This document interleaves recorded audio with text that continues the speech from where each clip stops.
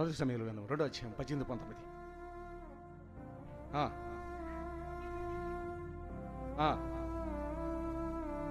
అమ్మ మీద ప్రేమ ఉంటే చేసేవాడా? నాన్న మీద ప్రేమ ఉంటే చేసేవాడా? ఇంటికాడ 3 ఏళ్ళు నేను తిరిగినటువంటి మా అక్క తమ్ముళ్ళు ఉన్నారు, మా పిన్నమ్మ, మా పెద్దమ్మ కొడుకులు. వాళ్ళతో ఉండాలనుకుంటే ఇక్కడ ఏ పొద్దు ధరించేవాడా? అందుకని ఇక్కడ ఏమన్నాడు కదా చదవాలి మళ్ళీ. బాలుడైన సమయంలో నారతో నేయబడిన ఏ పోదు ధరించుకొని యెహోవాకు పరిచర్య చేయుచుండెను.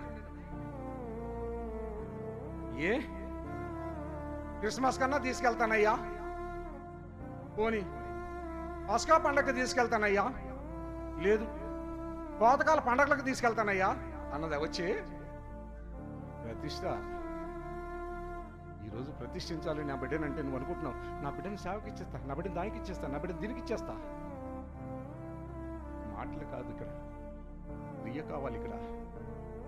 ప్రతిష్ఠ అంటే నువ్వు అనుకున్నంత ఈజీ కాదు. ఇక్కడ కొంతమంది ఉన్నారు, యవనస్తులు, నేను అది చేస్తా ఇది చేస్తా.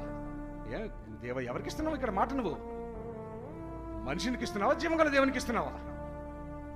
జీవంగల దేవునికి ఇచ్చేవస్తుమా? నేను వెళ్ళి మాట్లాడే ప్రతి స్థలంలో నేను ఒక్కడే ఉండను, నాతో పాటు ఎవరుంటారు?